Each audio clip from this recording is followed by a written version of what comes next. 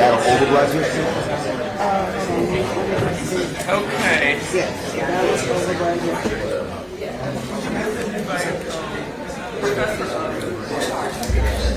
You can say professor of education.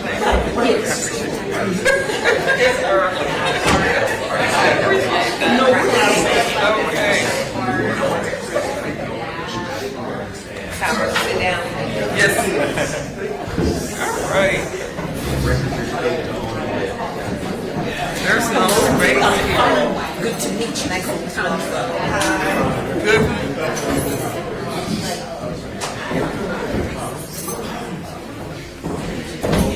Good morning, everyone. We should get going. Thank you all for coming. And let me do a special thanks to the panelists who came, because this came together very last minute.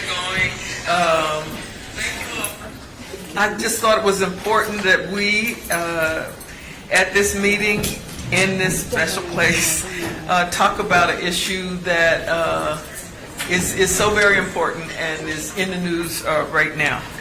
So when I asked the leadership of the organization, are we going to address this issue, they were like, no, but if you want to put together a panel. So, and this was like maybe with 8 days, and I thought about it, and I was like, you know, been there, done that, I'm a little old for this. But then I thought, no, it's important to have this discussion, and it's important for us to share some information and some strategies so that we can do a better job of covering an issue and a story that's not going away, that is,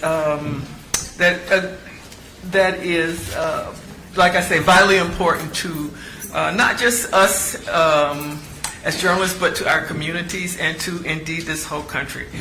First of all, let me apologize. Well, not apologize. You know, I didn't break him, but the congressman is not able to join us today. I'm sorry. But we invited him. He's not coming. Also, unfortunately, the minority House Speaker here in Alabama wasn't able to join us. But you know what? We're going to have a good conversation anyway, because we have a great panel. And right now, I'd like to introduce them. I'm going to do short introductions. All the information is in the book, and I don't want to waste too much time, you know, going over people's resumes, and we need to get to this conversation at hand. So, starting from my left, our esteemed member, Nicole Hannah-Jones. She is a writer for the New York Times, and she is creator of the 1619 Project. And if I might say, it's her fault that, you know. No, I'm just joking. We appreciate her work. She started. No. She said no.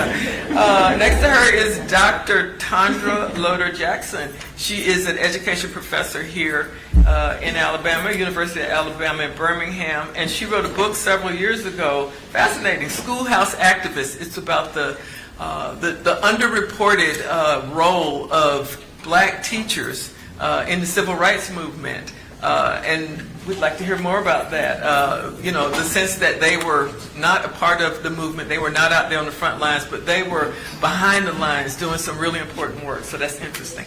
Next to her, a gentleman that I recently was made acquainted with, Reverend Lucado Mjumbe, who is the executive director of the African American Civil Rights Heritage Sites Consortium. Alabama African American Civil Rights Heritage Sites Consortium, doing the very important work, particularly considering the times we're in, of preserving, protecting, and promoting historic sites in the Magic City, which we all know is so very important to the civil rights movement. To my right, Andra Gillespie, professor extraordinaire, political science professor extraordinaire, Emory University in Atlanta, moving to a new state, who has much to say about this current moment, but also about the history of politics, particularly for African Americans in the South. She's a great source. Those of you covering these issues should put her in your Rolodex. And last but not least, my former colleague, forever friend, Eugene Scott, who is a senior politics reporter at Axios. And he has always worked in the space of connecting politics to race, gender, just all of those intersectional isms, as we like to say, that affect the body politic, and that we don't in political journalism. I would say that we don't do a great job of covering. So, and with that, I want to start by saying that the reason that I wanted us to sort of discuss this was because of what happened in Florida with their new quote-unquote standards for teaching Black history. And we all know what that fight is about. But I want to say that a few things before we get started. That this is not just a debate. It was interesting, we were having a discussion back in the, I'm sorry, I am Vanessa Williams.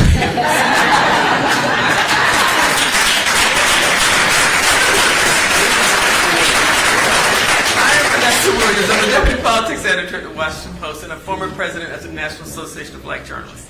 So not too long ago, we were having a discussion in our newsroom about this issue, and somebody said, "Oh, it's a debate," and a sister said, "No, this is not a debate. This is not a debate. This is not people having a conversation about the past. This is a backlash. This is people who are, not just, like I said, trying to have a conversation. They have risen up and sort of seek to push a narrative on this country, and not just in a conversation, but they're running out passing laws that what you can't say and what you can't teach. So it's not just a debate. And it's interesting that some of the people waging this war would argue that, we're just protecting our free speech rights, free thoughts rights, at the expense of quelching others. I think often we, in our coverage, we frame this as some debate or discussion, and it's not. That's not what's happening. Also, it's not new. It didn't start a couple of weeks ago with the Florida standards. It didn't start several years ago with the attack on CRT. It didn't start with Nicole's excellent project. It's been an ongoing. It didn't even start in 2008, although that's probably the start of the modern freak out. But it's been going on since the very beginning. There's been this tug of war about how America came to be and what it stands for and who belongs here. So I think we need to keep that in mind. And it's not just about education. It's not just about what goes on in the classroom. It's about sort of what goes on in state houses, in Congress, in the White House. It's about, again, who belongs here, who gets to have a say in how we run this country. And it's about, I believe, and I think that we, again, have not done a great job of just sort of being honest about, it's about freaking out over change, demographic change, just that are going on in this country, and people deciding, wait, no, not giving up, not giving a quarter, not giving an inch. And again, I was listening to some of the talk shows this morning, and you listen to how we talk about and cover these issues, and particularly in this moment, it's, we cover it like, we always have. Well, the right says this, the left says that, Democrats say that, Republicans say that. But it's really not, and just like genteel, that these gentle men and women are having a debate over the direction of our country. No. It's so much more fraught and violent than that, and I just think that, and this is something, like I say, I'm not speaking out of school here. I always bring this up in our newsrooms, and I think we need to be a lot more vocal and intentional about calling out what is happening and encouraging and challenging our newsrooms to be honest about it. So, and it's about history, and a lot of people up here can tell, can talk to us about some of that history that hasn't been covered. And I think that's really important for us as journalists to begin to do a better job of studying, understanding, that history as we continue to cover this story. So with that, I'm going to start with Nicole. Were you surprised by the backlash to the 1619 project? As I said, it's interesting that people say, well, let's have a discussion, let's have a debate. But when you put our side on the table, they're like, oh, no, wait, stop, hold. No. Just, again, run around passing laws saying you can't teach it, you can't talk about it. And it's like, well, I thought we were having a debate, so apparently we're not. So I just want to know, were you surprised by that backlash? And what do you think it says about where we are? I feel like NABJ could have gave us more than one microphone for 3 people, but we're going to go with it. I know how much they charge for everything here, so it just feels like we could afford that. Good morning, everyone. I have to say I'm really disappointed that the congressman is not here because I was so looking forward to tearing apart all of his, right? I'm going to answer your question, but this is the problem, is that they don't actually allow their views to be held up to scrutiny. They say they want to debate, but they won't debate with people who actually have facts and knowledge because they know the facts are not on their side. So I was so excited this morning now. So I'm so disappointed. I share your disappointment. But so of course I couldn't have predicted the backlash to this project. I knew that there would be the predictable kind of conservative, and frankly I knew that there would be some progressive backlash to the project because if we were willing to grapple with the fact that slavery is as foundational to America as anything can be, and that slavery continues to shape our modern reality, my project wouldn't have had to exist in the first place. It's not a radical project. The scholars up here know that it's based on at least 50 years of scholarship, much of it done by black scholars, and the ideas in the project are being taught in universities all the time. I think what made it radical was that this project was argued in the New York Times, the paper of record by a black woman like me, and that happened at a time where so many white Americans were looking at, they had wanted to believe we were post-racial after Obama, despite everything we saw during the Obama years. And we went from the first black president to an openly white nationalist president, and people, not black people, other people, were confused. And they wanted to understand how could this same country produce these same things back to back. And I think the 1619 Project helped explain a lot of that to them. It helped them understand a country where the history they've been taught didn't actually reflect the country they were seeing every day. But it actually, when the project first came out, there was, again, so there was typical backlash, and then it died down, and then it became clear that schools were starting to adopt the project into curriculum. And that's when you really saw the orchestrated campaign against the 1619 Project. And then, of course, that begins to happen right at the turn of 2020, and then we have George Floyd. And then you see, of course, we all know what happened with George Floyd, the largest protest for black lives in the history of the world. And we're seeing statues being snatched down. You're seeing the lexicon of 2020 is 1619. People are saying this wasn't about this one cop and this bad apple on this one day. This was about a 400-year system.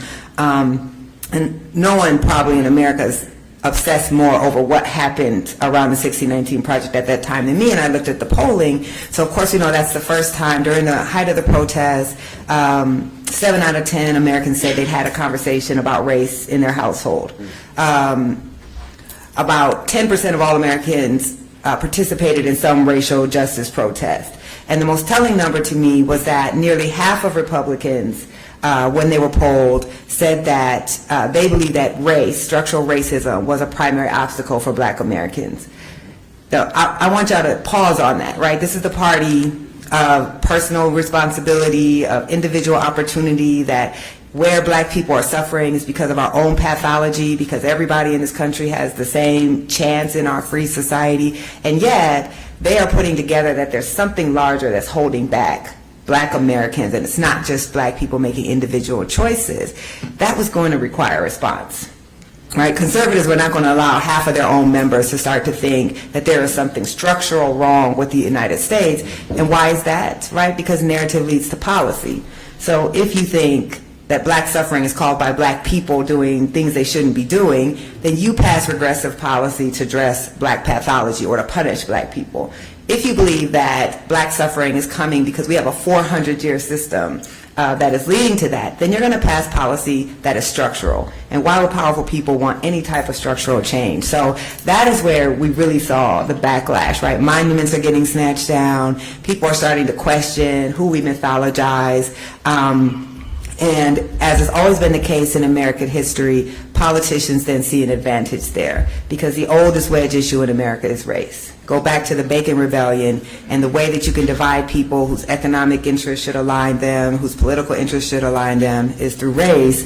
And the 1619 Project really got caught up in that. So you are right. The anti-critical race theory movement began as an anti-1619 movement where you started seeing states specifically trying to ban 1619, including my home state. I was not the prodigal daughter. They wanted to ban me, probably because I learned 1619 in a public high school in Iowa and they don't want to create any more of me. And then it turned into this larger movement to try to ban critical race theory. And then, of course, as I said then, when people weren't wanting to defend what was happening in 1619, was it wasn't going to stop with that. Of course it wasn't, right? It's red meat. So they started going after trans kids. They started going after women's rights, and then this broader critical race theory. So, yes, I was shocked. It's a long way of me saying that even as someone who's covered this forever, to see that type of power. I mean, 1619 Project was mentioned in both of Donald Trump's impeachment trials. If you read the transcript, it doesn't even make sense. It was just like a word they threw out, like woke, 1619. Right? But that's what it had become in our society that was highly polarized and trying to grapple with, were we going to have a racial reckoning or a racist reckoning? I think we see what the answer is. Okay, thank you, Nicole. Let me skip over to the political folk here. Something that you said when you were talking about how in 2008, you know, people thought, yeah, we're post-racial. And I would say that the news media played a role in pushing that narrative, like, oh, the first black president. Mm-hmm. And I'm always, I won't say tickled, but I always think it's interesting when people who clearly did not vote for the first black president. And the fact of the matter is, and I think people, you know, but they always say, well, we're not a racist country, we have a black president.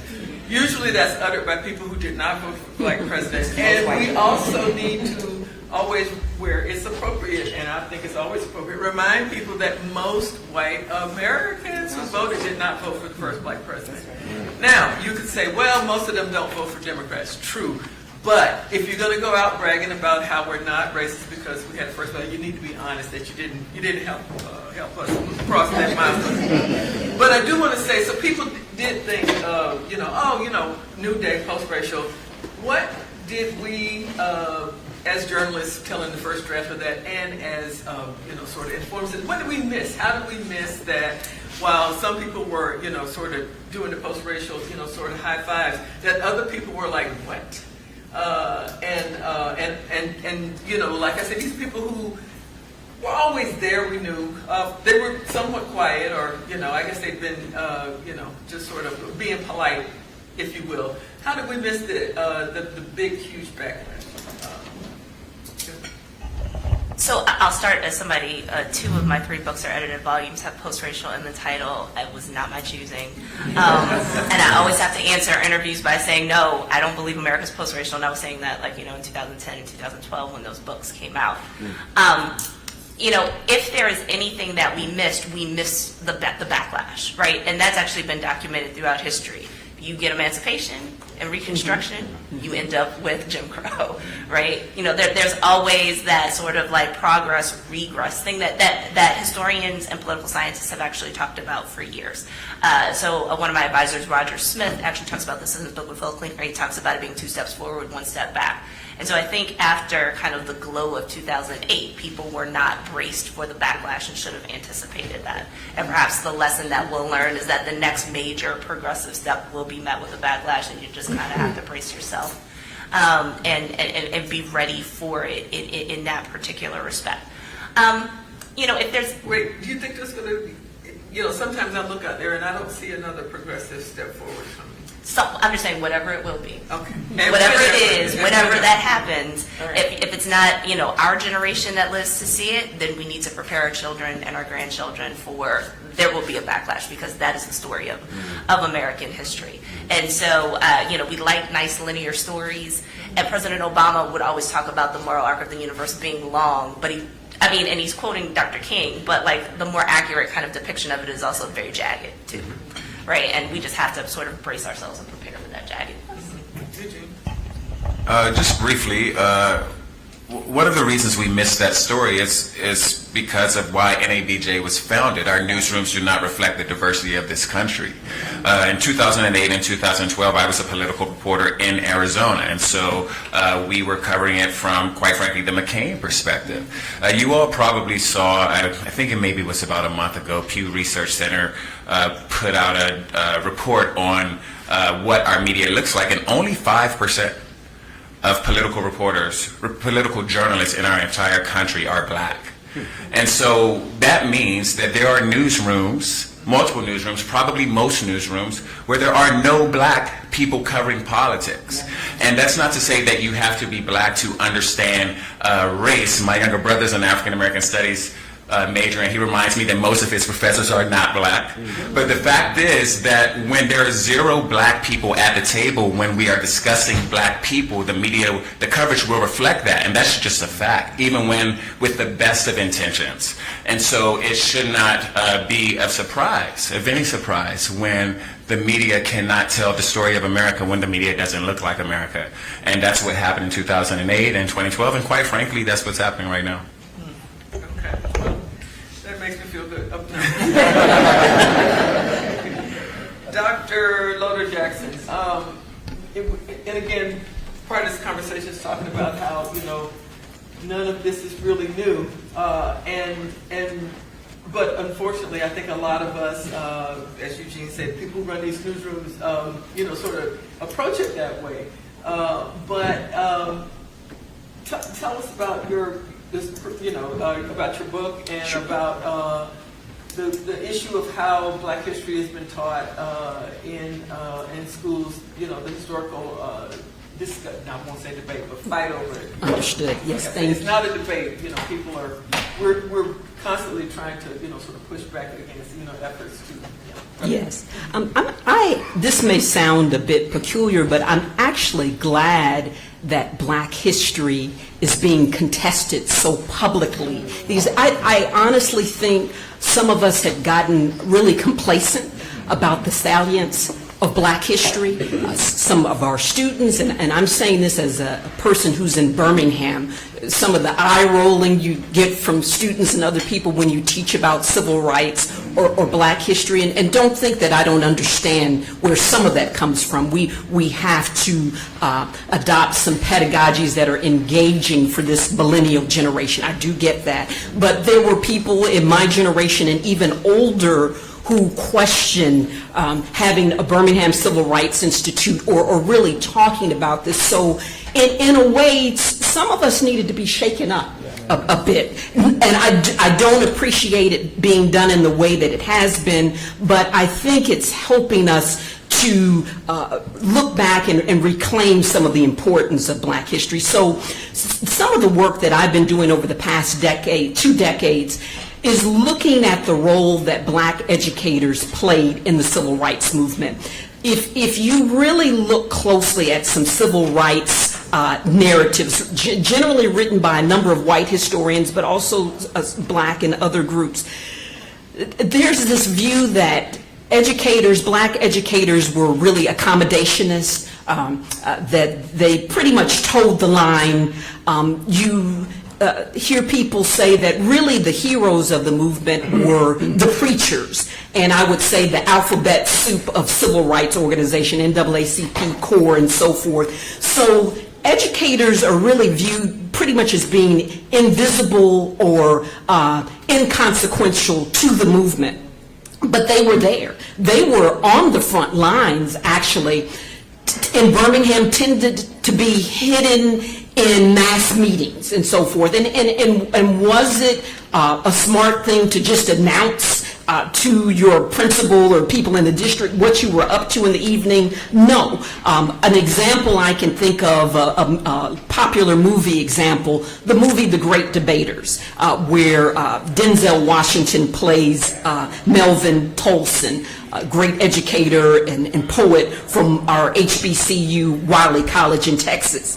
Something that startled his students and their families was that in the classroom, he was buttoned down and very serious, but at night, he had another life. He was involved in some very risky, dangerous kind of activism. And I would say that's how you miss what black teachers contribute to the movement. We don't always know what they were doing in the classrooms. We don't know what they were doing in their private time, but they were involved in the movement. I want to give just a quick example.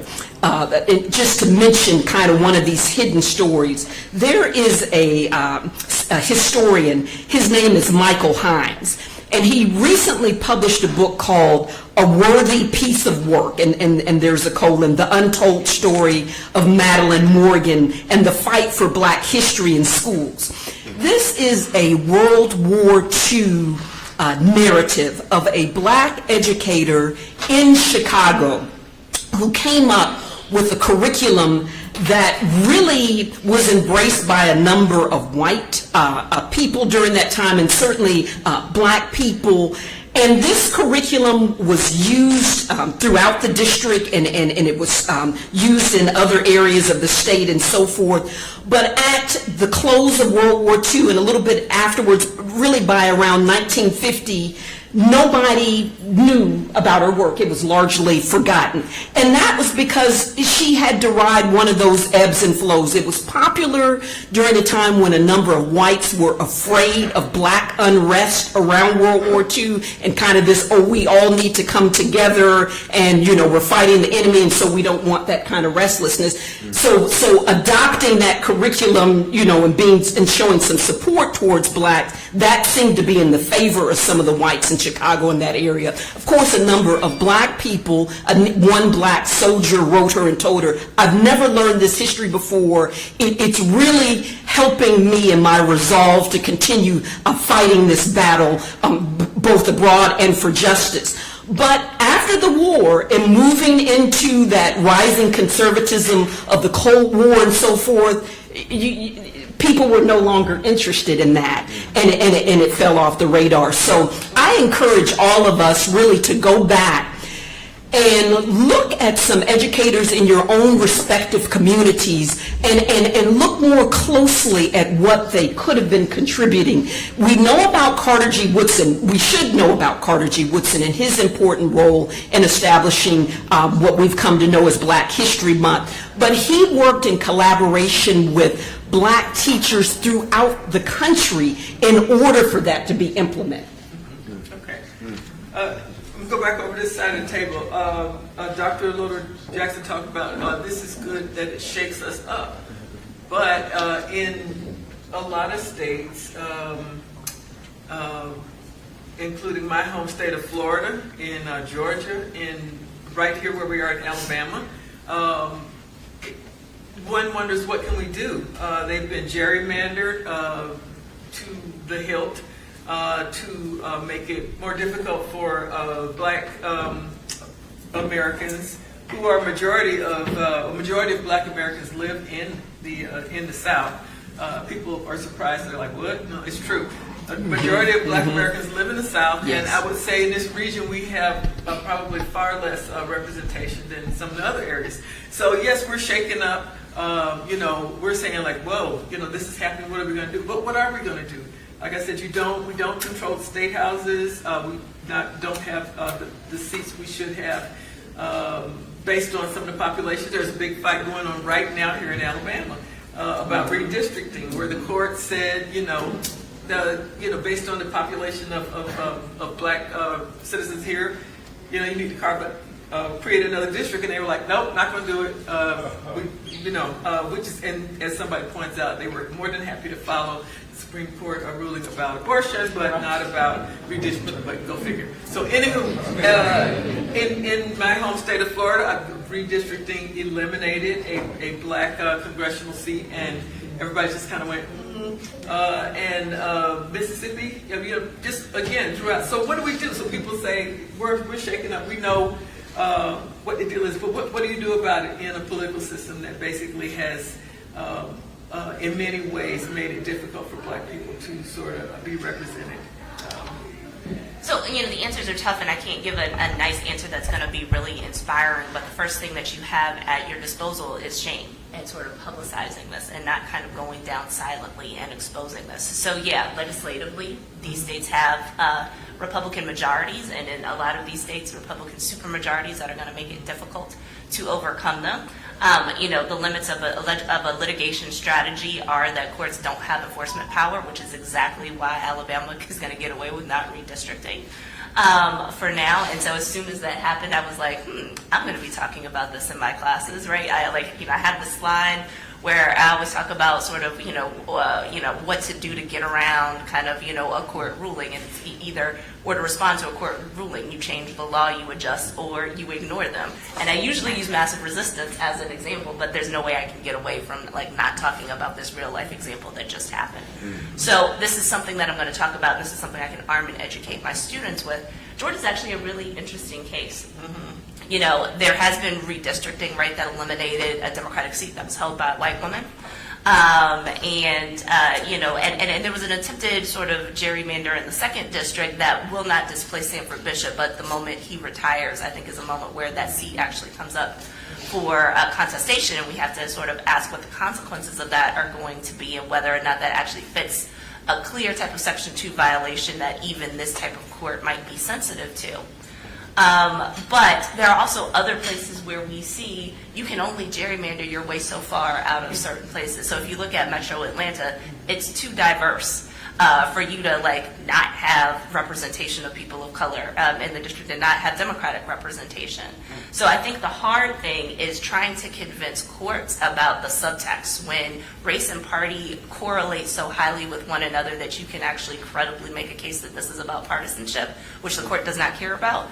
And to say that this is explicitly about race, right, is sometimes a harder sell when it gets murky, but I think it's incumbent on people like me who have the skills to kind of be able to point and parse out, now this really is about racism, and don't sort of fall for the okie doke that this is about party. And then that needs to be amplified so that this becomes a part of the discourse and so that people understand and that they recognize that this is unacceptable. So it's a longer strategy. It's a more cerebral strategy. I wish, that there were other things that we can do, but I think the best thing that we all can do in our capacities as educators and as journalists is to keep on telling the story and to not let it go. Which brings me to you, Dr. Lucado, because I'm not going to mess up your last name again. And it is a strategy that, I think we say black people have used throughout, which is to, control as much of the narrative we can about our history, to teach it outside of schools, to teach it in churches and community centers and, sort of social clubs and what have you. And just tell us a little bit about the movement that you're doing to try to preserve this history, and to what end. Well, thank you. And thank you for the opportunity to be a part of this amazing panel and to be here with all of you. So much has been said, and I think it's important for us to pay close attention to why it is that we've missed some things, why it is that we haven't tracked, predicted, responded in the ways that we need to. And it's because we have not been good students of history. This is consistent. Even to describe some of these things as backlash, I kind of pause because it's so regular. It's so predictable. Whenever we have a movement forward, whenever we organize, whenever we make an achievement, whenever we think that we're ready to declare a victory, you can predictably expect that there will be a response in an institutionally racist, white supremacist system, which has always been this way. It has simply morphed and reconcealed itself. And so if we do not remain students of history, to see how it is that we have organized, to see how it is that we have had response, we will always find ourselves surprised. We also have to be mindful of what I call manufactured outrage. There are times, it seems, when we are encouraged that we should be angry about this thing, that we should respond to that thing, that we should act in this way. But when we look at our history, which is contained in so many of our historic freedom sites, we see that we have to define what it is that is wrong, and we have to put forward with a strategy of what it is that's right. We have to come up with answers that answer and solutions that solve. And so when we look here with the Alabama African American Civil Rights Heritage Sites Consortium, we have freedom sites that are here in Birmingham, that are here that are in Montgomery, that are in Selma and across the Black Belt, that have been waging this ongoing struggle against racism, against white supremacy, against backlash, against retaliation. And it's important that we go and we recognize that there are curriculums within that history that show us the importance of, as an organizer, it's said over and over again, how do we help our people rise? We agitate, we educate, we organize. And that is what we have to do. That is what we need to do right now. The manufactured outrage about white people once again trying to convince us that there were benefits or things that helped us as a result of slavery. And people clutch the pearls and shock and awe that would actually be said. But I would submit to you, for those of you who may have grown up going to white schools, or even in black schools, in some way there has always been this subtext that black people got a free boat ride over here. And if it wasn't for slavery, we would never have had Barack Obama. And if it wasn't for slavery, we couldn't sing the song, "I'm proud to be an American, where at least I know that I'm free." We have heard this racism, whether it has been explicitly written into curriculums, it has been being taught to our children every single day. And how can we expect that those who oppress us are going to teach us how to get free? So let us take a moment. Let us take a moment to recognize the repositories of freedom curriculums, of resistance, of struggle that exist within our communities. We have freedom sites that we do not use. We have churches that are on every corner, yes, but maybe some of us go on Sunday, maybe an evening Bible study. But one of the things that we learned from one of our sites, we had one of our leaders from First Baptist Church in Selma that said the movement was every day, 24 hours a day, 365 days a year. And when will we get to a point of returning to say, if you ban a book, we'll fight you, we'll organize. But we recognize that we have some history, we have some stories, we have some resources that we have not yet tapped that are within our own communities. And it is essential, and I'll say this as a non-journalist here on the panel, that when you're looking for resources, when you're looking for folks that you need to talk to and with, when you're looking to responses, yes, we have some sources right within our communities that have been continuing to struggle, not just since the 50s and 60s, but some going all the way back for over 100 years, 150 years. And we need to turn to one another. Nicole, you want to weigh? If I could. Absolutely. Thank you. So I just think it's useful to kind of frame why we're here talking about history at this time of political upheaval. I get this question sometimes, is why is our history being targeted, right? So when we look at it, it's not all history. They're not challenging the history of Asian Americans, Native Americans, history in general. It's the history, what they consider black history. But of course, black history is American history. And it's because we're at this place where the arguments are being made that you cannot grapple with America until you grapple with the history of black people. The history of slavery is not the history of black people. That's the history of white people. But they don't want to learn about it in that way. So why does it matter? So I've been covering racial inequality, racial injustice, segregation for more than 20 years. All of it writing about what white people were doing right now. It wasn't until I published a project that was looking at the past and saying this is who we are as a country that all of white power came down against the project. I mean, literally, the president, sitting senators, there's a bill in Congress right now to ban the 1619 Project. And that's because what that really is about is memory. That's not about what happened. Everything that happened, happened. Everything that happened in our past that they don't want our children to learn about or us to think about, it occurred. We just don't learn about most of it. Or we learn about it in a certain way. So if you look at the Florida history standards, what they're saying in there is factually accurate. It's what facts are they talking about. When you're talking about slavery, why are you choosing these particular facts and not others? So if you follow me on Twitter, I did like a 20-tweet thread going through the Florida history standards. And I looked at how they talked about the Holocaust versus how they talked about American slavery. Night and day, right? In the Holocaust, it's a systematic murder of Jewish people. Slavery, not systematic, except the Africans who sold us into slavery. They were the only ones engaging in some systematic oppression. They named the Nazis. If you read the Florida history standards, all these good white people were fighting against who? We don't know, right? All these people who are trying to end slavery, we don't know who is keeping them from ending slavery. Who's actually holding black people in apartheid? We don't know. They're never named. That's because it was white people. It was other white people, right? But they don't name that. So what we're really looking at is an attempt to control our understanding of the country that we're in, to shape how we remember who we are. And of course, we all know the story of America. It's these, great white colonists who wanted to be free, so they found a nation based on individual liberty. We're the oldest continuing democracy in the world. We're the greatest, freest country in the history of the world. But then there's black people.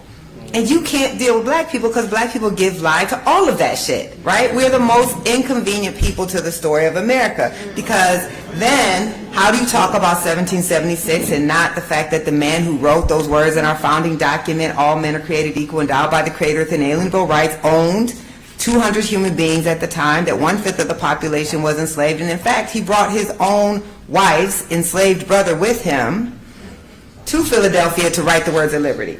How do you deal with the fact that 10 of our first 12 presidents were enslavers? That the person who wrote the father of the Constitution was an enslaver. The man who wrote the Bill of Rights was an enslaver. How do you deal with that? So we deal with it by minimalizing it, right? By not really acknowledging the role that slavery played. How do you call the the World War II the greatest generation?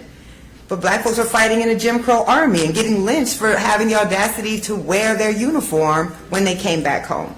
So this is what we're really talking about, and you can't separate this desire to control our history. Black history in America, by definition, is political, because it goes against the political project of the United States to acknowledge that everything you said you did, you didn't actually do, because we didn't have democracy as long as most of your population couldn't vote and black people couldn't vote. We didn't have any of these things. So what we have to do then is not tell that story. And I'm going to wrap this up by saying why this matters to what we're doing.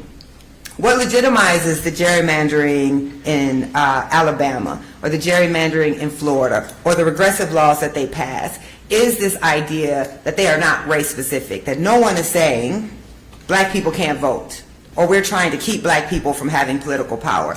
But if you study history, you know they haven't been able to do that since the 15th Amendment, right? Then you know that grandfather clauses were also race neutral.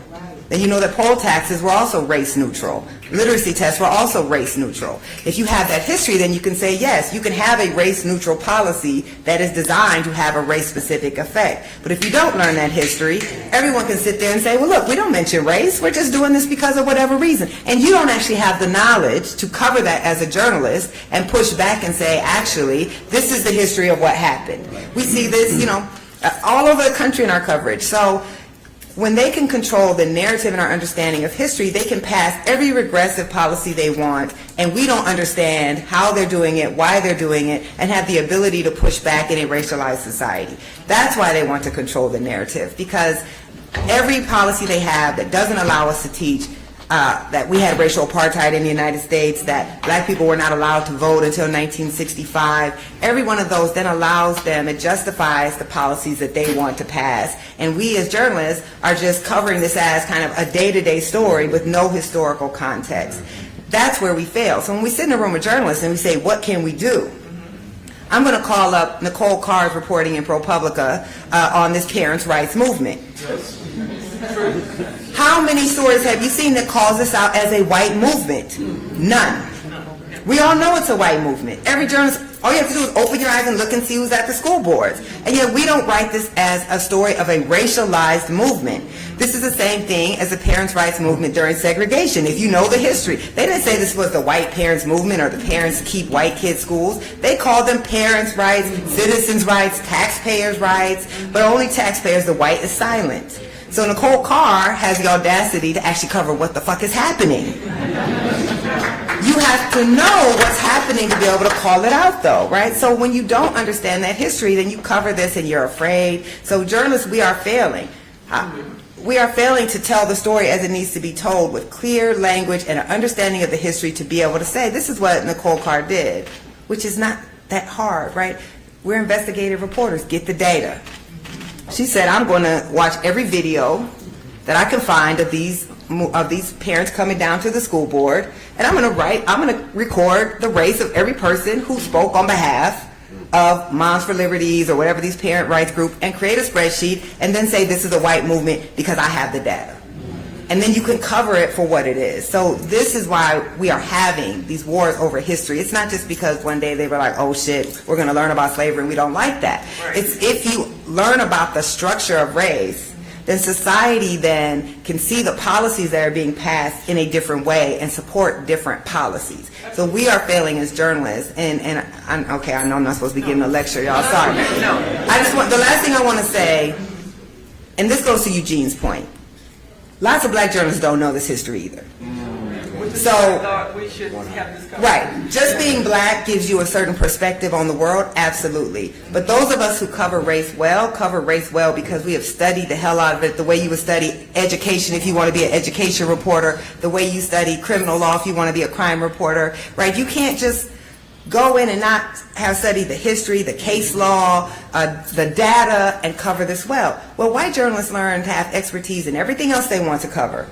So they also need to have expertise in covering race. You cannot, to me, cover politics and not understand the history of race and white people in this country, because everything in America, race is a political project. Race is everywhere in our politics, whether you're in Utah with hardly no black people or you are in Alabama, race is animating our politics, and we don't study it as if it is an area of expertise we must have as journalists.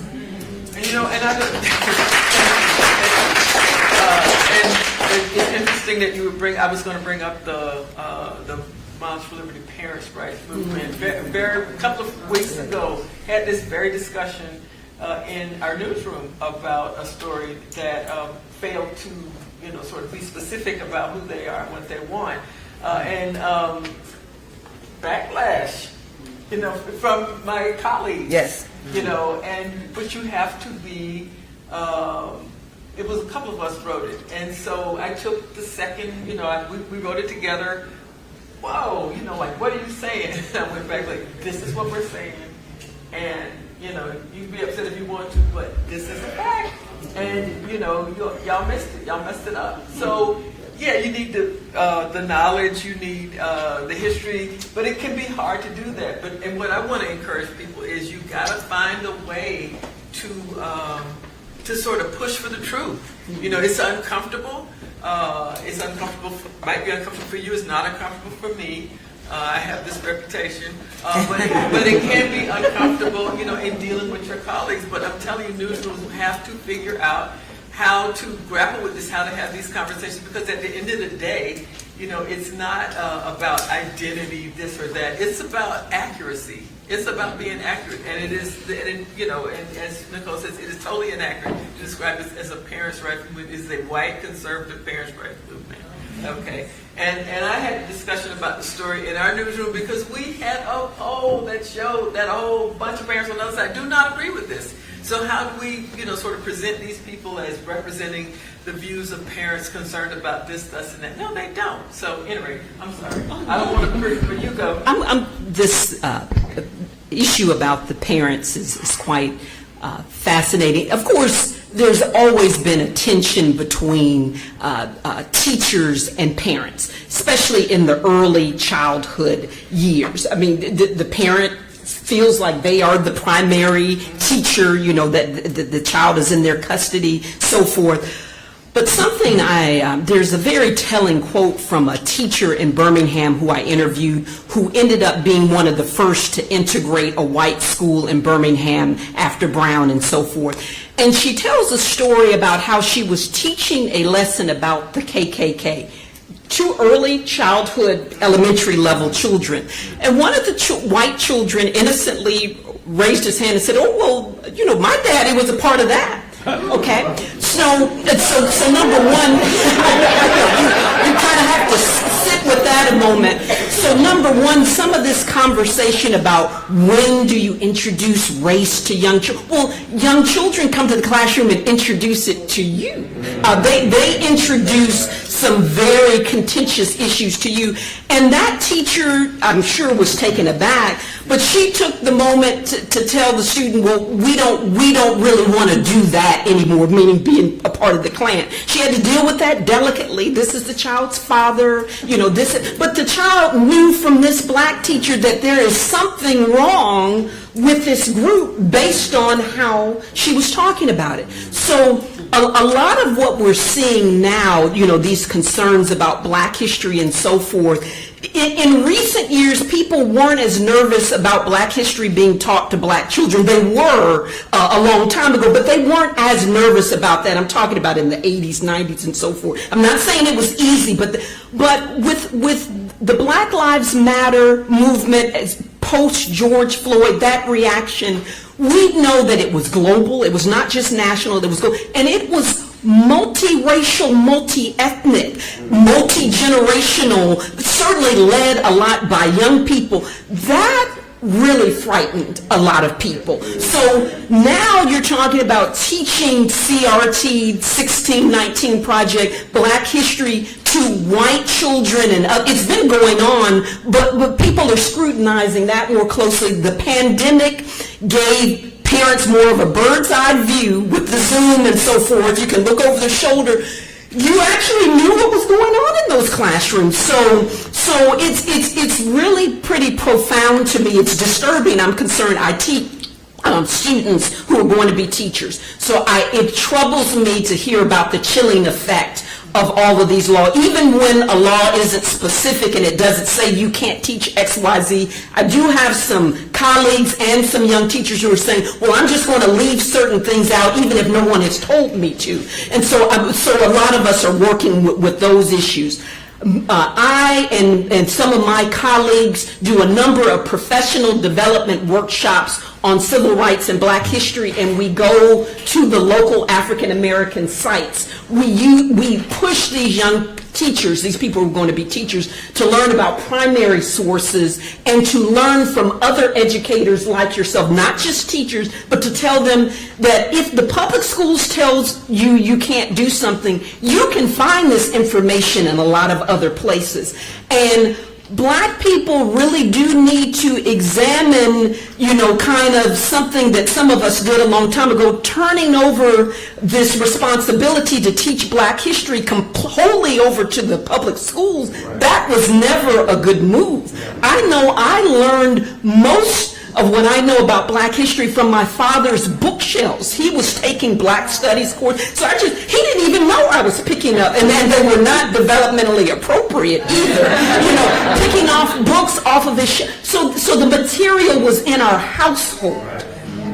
And then I watched him take classes as a married, father of two. I saw him, so I said, well, this must be important to him. We didn't even have a dialogue about it. So we've got to I'll say this last point, Madeline Morgan, the Chicago teacher who presented a very important black history curriculum.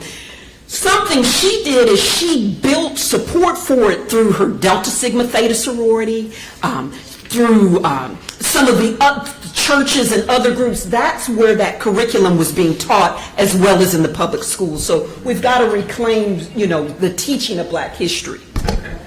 Yes. Related to this.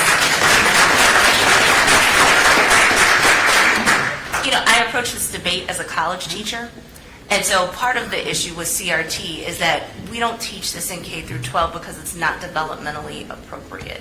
So I always try to remind people, I'm not trying to give Kimberly Crenshaw or mapping the margins to a 5-year-old because they don't understand it. A 15-year-old doesn't understand it. But when they're 19 or 20 and they show up in my class, where we start with the 1619 project and we end with Kimberly Crenshaw, so there's a whole lot of other stuff in between, they're ready to actually sort of hear and understand what it is that we're talking about. So first, there's this idea of sort of talking about this as a K through 12 issue, which is a canard because it never was an issue, but it's starting to seep into higher ed, right? And so you're looking at like a chilling effect in Florida about what they're going to be able to teach and not teach. There was a state legislator in Georgia who like asked the Board of Regents to go through all of the syllabi in public schools in Georgia and identify who was teaching Ibram Kendi, Carol Anderson, and Robin DiAngelo. And I was just like, in part, Carol Anderson is a friend of mine and a colleague. She is one of the best like race and diplomatic historians out there. So are we saying at the University of Georgia that we don't want to produce historians who do diplomatic history and they don't contend with Carol Anderson? You're making them unqualified to go on the job market. You're making them unqualified to teach. And you're also censoring stuff from adults who should be old enough to be able to handle all of this information, right? So that's part of the problem of what's going on, is that people are throwing out words and language that doesn't actually accurately reflect what people are trying to do. And then we're not calling them on it. And then it's been really funny to watch people play fast and loose with even historic debates. So Nicole, I will tell you, like I assigned 1619 project, but I take seriously the critique about sort of how it talks about the Revolutionary War era. And I'm friends with Leslie Harris, so I mean I have to admit that that's part of the motivation. But she nor I, neither she nor I is going to jettison the whole project. We'll talk about, okay, so here is what other people have to say about this. Here's where the debate is. I've had to update my own thinking, right? So, you know, my history stuff ended at college. So I talked about 1619 to 1640 to 1660 as a kind of a liminal space until Tara Hunter got me straight, right? So I was going to my colleagues and friends, right, who were working in this space and could tell me the historiography has changed. To hear Ron DeSantis talk about resilience, because he doesn't understand a debate within African American studies about deficits and Afro-pessimism versus talking about sort of assets, right, is just, one, it was offensive.